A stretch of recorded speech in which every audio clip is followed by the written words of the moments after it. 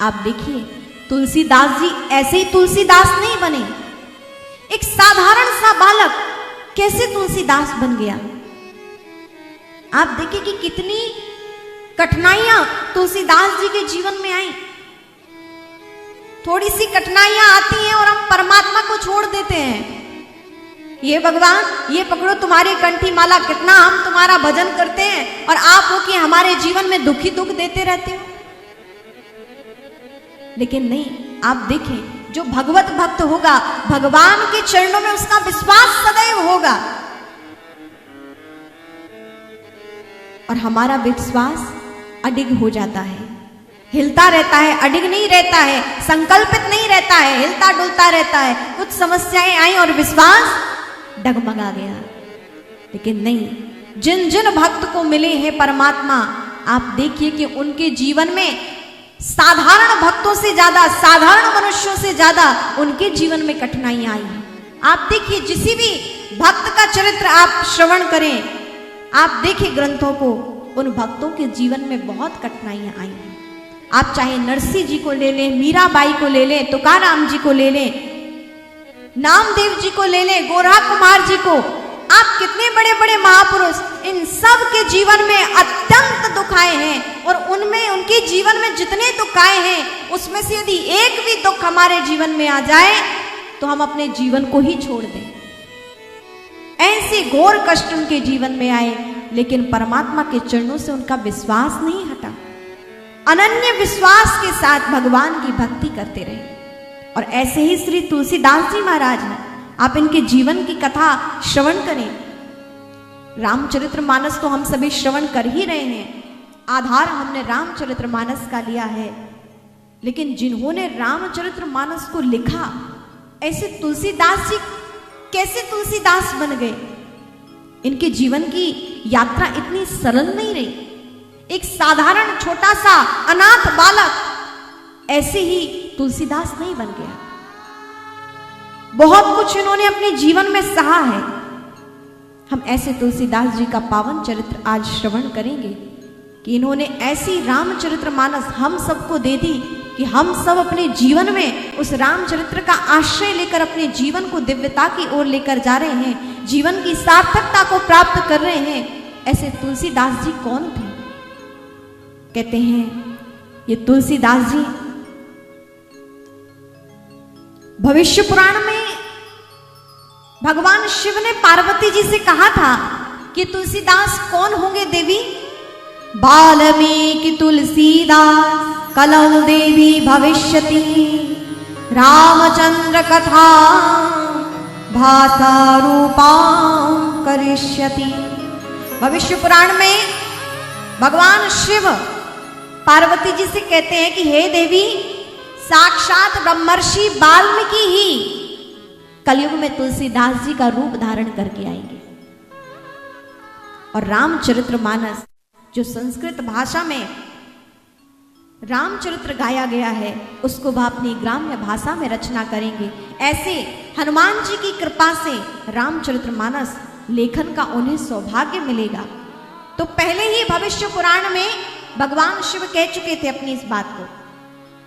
और भक्तमाल में भी श्री नाभा गोस्वामी जी ने कहा है, कलि कुटिल जीवन रहित वाल्मीकि तुलसी भयो। कलि कुटिल जीवन रहित वाल्मीकि तुलसी भयो। कलयुग के प्राणियों के कल्याणार्थी श्री वाल्मीकि जी ही तुलसीदास के रूप में कलयुग में आकर भक्तों के संतप्त मन को प्रफुल्लित करेंगे, सिंचित करेंगे। और कहते हैं संवत्सर 1554 में श्रावण शुक्ल पक्ष में सप्तमी तिथि को श्री सरयू पारायण पारासर गोत्रीय ब्राह्मण के यहाँ, आत्माराम दुबे जी के यहाँ, माता हुलसी जी के यहाँ श्री तुलसीदास जी का जन्म हुआ। यहीं प्रयाग क्षेत्र के पास ही उनका जन्म हुआ, राजापुर ग्राम के पास। तो ऐसे तुलसीदास जी कहते हैं कि इनके पिता गांव के मुखिया थे। धन धान्य की तो संपत्ति की कोई कमी नहीं थी, मुखिया थे गांव के। माता हुलसी देवी परम दिव्य गृहिणी, इनकी यहां कोई संतान न थी, तो खूब इन्होंने तप किया, आराधन किया, भगवान का अनुष्ठान किया, और उस तप बल से श्री तुलसीदास जी का इनके गृह निवास पर जन्म हुआ। महापुरुष एक बात कहते हैं कि इस अस्तित्व में, इस संपूर्ण ब्रह्मांड में ऐसे ऐसे साधक, भजन करने वाली आत्माएं इस आकाश मंडल पर भ्रमण कर रही हैं, लेकिन वो सोचती हैं कि हमें इस पृथ्वी पर कोई ऐसे श्रेष्ठ तपस्वी दंपति मिले, ऐसे कोई पति पत्नी हमें मिले जिनके यहां हम जाकर, जिनको माध्यम बनाकर हम जन्म धारण करें और तपस्या कर सकें, भगवान का भजन कर सकें। लेकिन आज आप देखें कलयुग के प्रभाव से कि दंपतियों के जीवन में तप नहीं है, सात्विकता नहीं है, भगवत आराधन नहीं है। आधुनिक समाज को आप देखें कि माताएं बालक को जन्म देने से पहले अपने फोन चला रहे हैं या जो भी कुछ है, आधुनिक समाज को आप देख रहे हैं कि किस प्रकार जब शिशु उनके गर्भ में है तो उनकी कैसे वह समय व्यतीत होता है। आज क्यों नहीं स्वामी विवेकानंद आ रहे हैं, आज क्यों नहीं महाराणा प्रताप आ रहे हैं, आज क्यों नहीं लक्ष्मीबाई, महारानी लक्ष्मीबाई आ रही हैं, आज क्यों नहीं नानक जी जन्म ले रहे हैं, आज क्यों नहीं बुद्ध का अवतार हो रहा है? क्योंकि तपस्वी माता पिता नहीं है, तो कहां से फिर वह ओजस्वी संतति आएगी?